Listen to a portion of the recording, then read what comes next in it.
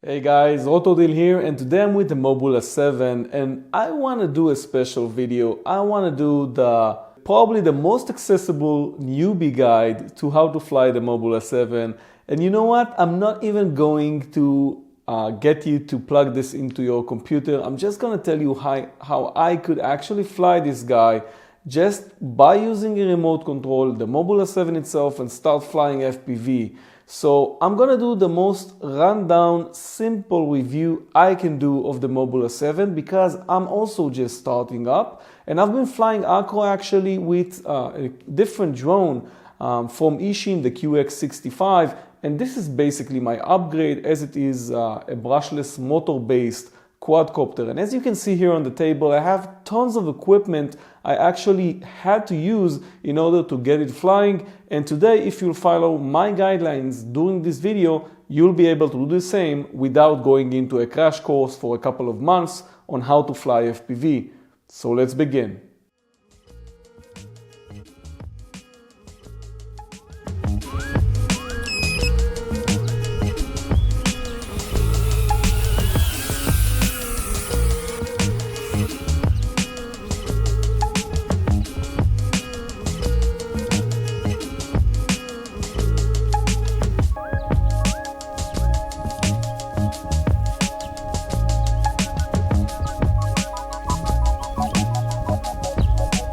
So this is the Mobula 7, as you can see here, and I actually ordered it in the version that comes with the multi-charger.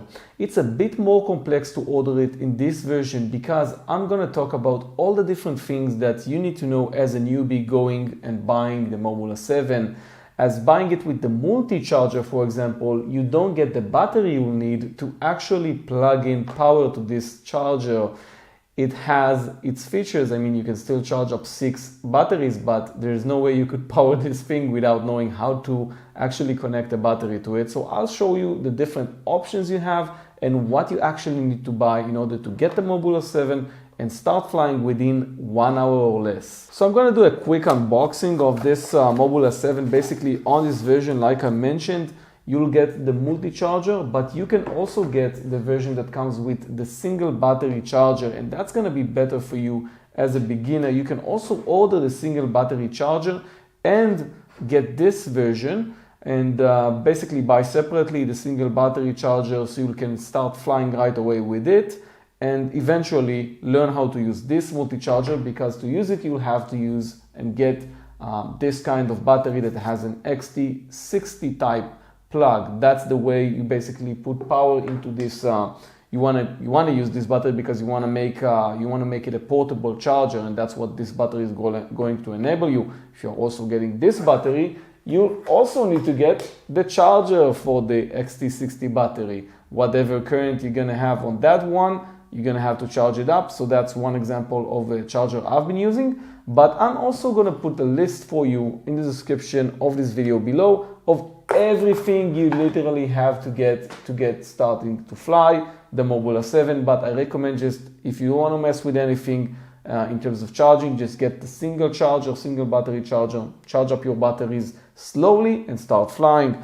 Before I start talking about the actual product itself, which is of course the Mobula 7, I just want to invite you to join my channel. I'm Otodil and I've been reviewing gadgets on YouTube, and I want to invite you to join my adventures. You'll basically see lots of cool gadgets on this channel. So click on the red subscribe button down below. If you can't see that button, tilt your phone and then click on it. And when you see the bell icon, click on that one also.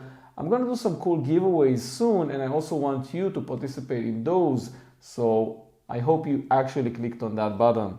Let's see what we have in the box. As you can see here, we have extra propellers, 4 extra propellers. And in this specific version, that's the good thing here, you're gonna get 4 batteries actually, 4 batteries, not extra batteries. And this plug, which will enable you to fly on a 1S mode. Newbie talk again, 1S means that you'll only be able to use 1 battery and not 2 batteries with this quadcopter. Why is that important? And I'm really sorry if I'm dumbing things down. I actually do that because I would love to see this video when I started flying, or actually when I got this and I didn't know what the heck I'm going to do first. So this quadcopter can fly with 1 battery or 2 batteries. So that means that you have a 2S mode, that's the 2-battery version, or 1S hybrid quadcopter. When you want to fly on 1 battery, that's probably going to be indoors or actually outside, because I've been testing it out also, and you could be able to fly this really easily outside just by using 1S batteries. The things when I want to make this video about and for beginners, when this quadcopter starts to fly out of the box, it's going to be on stable or angle mode. That means that is not acro mode, if you heard about that mode. That is more complex to fly. So that is really good for beginners. And also with this quadcopter, you don't have to connect to different types of software that you keep on hearing about on the FPV community. That's first person view for all of you who don't know what an FPV quad is. And you don't have to install anything basically. If you really want to start flying and you actually bind it to your remote controller, which you don't see on the table because it doesn't come when you order the Mobula 7, and I'm going to talk about that in a moment, you can actually bind it and start flying on stable mode, and until you actually change a button on your remote that changes the mode in which you are flying, you will not have the advanced acro or air modes that most people crash their quadcopters when they're flying. So you'll be able to fly this quad with a lot of power, but in a stable mode. That means that you will not crash it as easily, especially if you have any experience while flying drones. You can actually fly this line of sight on stable mode. It's going to be really easy. So what do you do after you order this quadcopter? Like I mentioned, you chose between two of the different versions, and you got either this plug to charge the battery, or this one to charge the batteries. So you finished with that. We don't need the extra props right now. Just know that you have this tool over here which will help you to take out your propellers from the quadcopter. So the first thing you want to do is you actually want to bind this quadcopter to a remote control. Now, other people or other instruction videos will actually tell you that you have to first configure the remote control, learn about Betaflight. You have to do it if you actually want to do it the correct way. I'm going to give you the newbie rundown version of how you can get this and start flying without connecting to any software. So please, I know this is not the best method, and on other quadcopters, if you don't have this one, you don't want to do that because you might have everything not configured correctly. From my experience, this Mobula 7 comes configured with everything ready to fly if you have a remote control. So let's talk about remote controls. These are two versions of remote controls you can get. The first one is a more expensive one. It's a Taranis from FR Sky. It's the FR Sky way of flying this quadcopter. This one is the Fly Sky version. It's called i6. It's very cheap. You need to choose one of these and get it. I'm going to put links in the description of this video below for both of these. I actually have both of them because of the QX65, which I reviewed. I used the Fly Sky remote to fly it. I actually ordered the Fly Sky version. If you want to start flying FPV and you don't want to invest that much, just look at my QX65 review. It's on the I button above. It's really easy to start flying this guy. You only have to get this $50 remote control, get the quadcopter, which is also around $50, and that's it. So choose. If you want to invest heavily and actually be in this field and fly like a pro in the end sometime, probably want to get a Taranis or any other remote from FR Sky. I actually like the Taranis because on the manual for this quadcopter you actually have pictures that show you the different buttons on the Taranis and how you actually add a new quadcopter to the Taranis remote. Whatever quadcopter you choose, you'll have to learn how to add a new quadcopter. On the Taranis, for example, you turn it on, and once you do that, welcome to OpenTX. That's something I love about this remote. You actually go into the different menus. The specific menu is this one over here. It's called menu, and then you add a new quadcopter. You basically choose a type, and then you press enter, enter, enter 5 times, and then you click on bind. That's it. That's all you need to do on the Taranis to basically let it go into bind mode. And oh my God, listen to this before you actually listen to anyone else. Don't open the canopy on the quadcopter. I'm just going to turn this one off. All of the instruction videos, for God's sakes, on this quadcopter on YouTube nowadays tell you to open the canopy. Don't do that, and don't use the screw that you get with the quadcopter itself. It basically knocks off all the heads of the screws here. So what you do is you take this, use it for your teeth, I forgot the name, I'm sure you know what it is, and then you go to the right side of the quadcopter where the board is, and you basically click on the button that is very, very small. You'll see it, it's on the side of the quadcopter. Just click on it for 2 seconds after you connect the battery to the quadcopter. That's it. Okay, that's how you do the binding. After that, you have everything ready and set up to fly. And the only thing you need to do, the only thing left for you to do, is configure the arm switch, because you need to configure that switch, as it's not on the default, for example, on the Taranis for movement. So you have to go into the menu and setting the arm switch, which is going to be on default on channel 5. It's not really complex. You just, on the same menu that you were in when you added the new quadcopter, you'll see the option of adding a new channel. Just add arm, and that's it. Add it on number 5. Don't change anything that is existing already. So we talked about my specific remote and the quadcopter. And the last thing you need to know before you actually start flying is that you need a way to view the FPV video. And for that, you can either get an FPV headset like this one, which I really recommend, and I've been using this one also, and the monitor that you can see over here. If you do get a monitor, most of the time, just make sure that you get one with a battery, integrated battery, and not one that you have to buy another battery. Like always, I'm putting links in the description of this video below. But I think for you, it's gonna be better to get this type of headset, which is also a hybrid monitor. That means that if you push this part away, you can actually disconnect the monitor, put it on a tripod, and it's also your monitor and also your headset. That's the FPV screen over here. That means that this is where you put your head, and this is gonna be on that side. So the thing about FPV is that you have these antennas, and they are basically gonna get the signal from the quadcopter. That's how you're gonna fly it. So if you don't wanna fly like line of sight, like with all the toys I've been reviewing recently, that's how basically you get the FPV video. So for example, if you have a 1S version, that means you put only one battery over here, you can start getting FPV video and fly this indoors. This is a brushless quadcopter. That means that it has a lot of power, and I've been actually testing it out on the windiest day I had seen on the last couple of months. So it flies amazingly well, even while I was in stable mode, which is not the best thing you want to do when flying on a windy day. I'm actually still flying this on stable mode until I think I have enough courage to switch to acro, and I'll also have to add that to the menus, because like I mentioned, if you're going to add the arm switch, you also have to add the switch between modes, because when you get this, it's going to be on stable mode by default. Another thing is that this is a brushless quadcopter. It's not a brushed quadcopter. So I do think if you can actually get the QX65, which is this eSheen quadcopter, it's a brushed quadcopter. I would definitely choose this when I'm flying indoors, or I wanna like fly with my friends and just get everyone laughing instead of getting this. This is gonna be for you who upgrades from the QX65 to something a bit more strong and actually wanna fly outside, maybe wanna fly acro. This is something you wanna get when you wanna upgrade, believe me.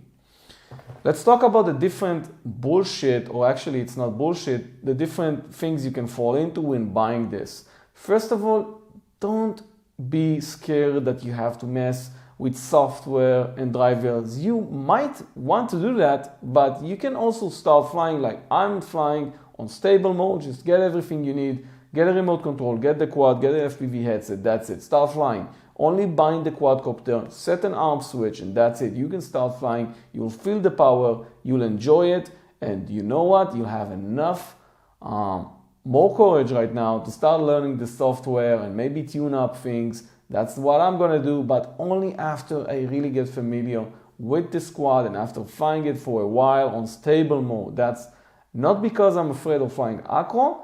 I just want to get familiar with the quadcopter itself and fly it a bit, and then move into the different software like Betaflight and stuff, and learn how to fly with my specific settings or my tailored settings.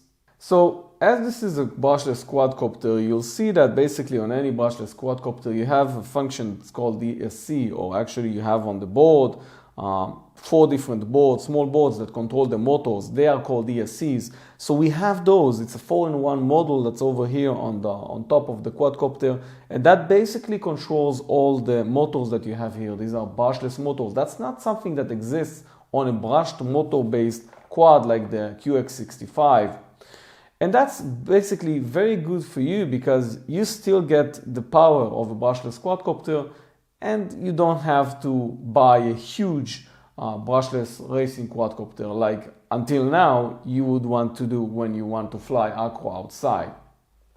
You can fly this quadcopter on a 1S version or a 2S version, and I actually found that even outside on a windy day you can actually fly this on a 1S. That means that you only connect one battery. But the most important thing to remember is that you'll have to use this. This basically closes the circuit of the power for the quadcopter. So don't get this lost or you'll not be able to fly 1S. It was also a bit hard to take it out, so don't push it all the way maybe, I don't know. If you do lose this, you'll have to make your own one or actually buy some more. This is one battery, but you'll obviously need 2 batteries to fly with 2S, and you basically connect, as you can see, both of them to the board of the quadcopter. You get this plastic part over here, which is 3D printed. I guess you can buy more of these or actually print your own if you have a 3D printer, if you want to change this, or if you want to get another one just for backup purposes. This quad has many versions. I'm also putting links in the description of this video to talk about. But I do recommend that you get the version I got if you are a total newbie or beginner, so you can basically do the same things and start flying. Because I know that some versions might not come with the charger, some versions actually have a different frame, but in the end they are all using the same board. So if you want an easy version that you can actually bind without opening the canopy, take a look at my my links down in the description below. You also have many other features here. For example, you have a buzzer on it. That means that when the battery is low, you'll have the quad buzzing for you to land it. You'll hear it. Believe me, I've heard it from a very long distance. You can also over here on the front for your desired angle. So for example, if you are flying very fast, you can tilt the camera more and then be able to see the horizon better. Another thing you also have on this quadcopter is that you can flip it in case of a crash. So if, for example, because it has a lot of power on its brushless motors, you can actually push to flip the quadcopter and maybe then start flying again. I haven't got to a point where I use that, and I hope I will never use that, but in the FPV community you will probably use it. So it's a good thing that you know how to do it and that you have that feature. So let's talk about the advantages and disadvantages of this quadcopter from my experience. First of all, a 2S version or 1S hybrid version. 2S means you're gonna get around 5 minutes of flight time with this quadcopter. That's a lot more than what you get with any brush whoop. That's a 1S. You'll get usually from these around 2.5 minutes, so you're getting double the flight time. You also get a lot of more power. You can basically handle any type of wind, and I really checked that parameter out and it's totally true. So believe me on that. If you want to fly outside, that's a quadcopter you must get for FPV. The camera here is a 120 degrees angle camera, and you know what? I heard that for some pros that are flying FPV, that's a bit too much. As in, you flew around 3 FPV quads before this. I like it. I don't know, I like it. Maybe it's too wide angle for the pros, but in the end I found that it's not a big thing here, and you'll be able to use it to really see everything that's in front of you. So definitely, and you can see the video while I talk of the quality of the video. And like I mentioned before, I was recording using the built-in SD card recorder that's on my headset. So if you also want to record your FPV flights, that's another reason you want to get this one, and it's very cheap. All in all, the remote control is probably the most expensive equipment I have on the table right now. But if you want to save that, you can also get this remote control, like I mentioned before, which is a lot cheaper, around like 4 times cheaper than this one, which is obviously the FR Sky Taranis. So I want to talk about the bit of the negatives over here. You have the bind button, which is a bit hard to get, but like I mentioned, don't open the canopy, just use the toothpick over here. Yeah, I learned how you say the name for this, and click on it for 2 seconds to bind the quadcopter. You'll see the lights basically being constantly lit, and that's how you know you're in bind mode. You also hear the beeps when you do that.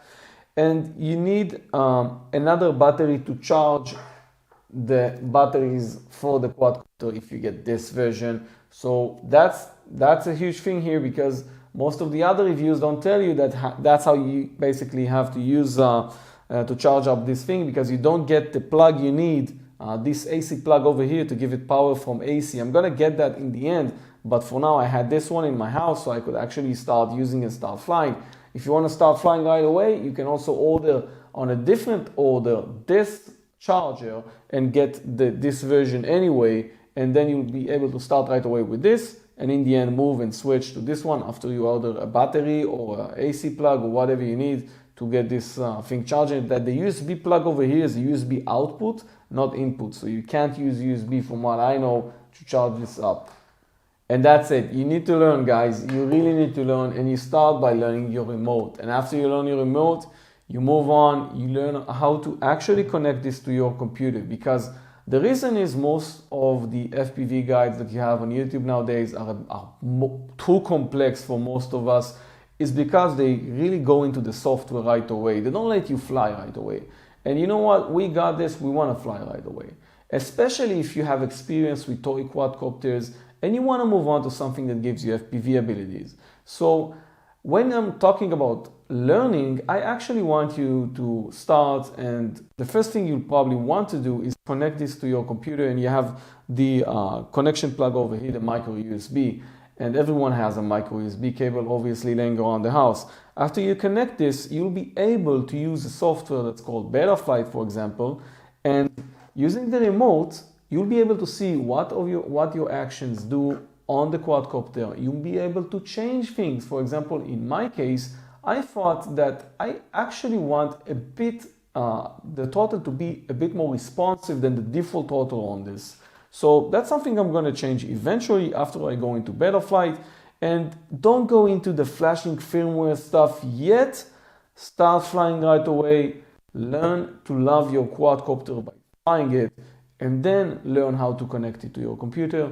Learn how to see what your remote control does. Maybe learn how to configure the remote control buttons other than the ones obviously which control the quadcopters, which is the obvious. Like I mentioned, you just press enter 5 times and that's it, and you'll really enjoy this. But if this was too overwhelming for you, QX65, Fly Sky.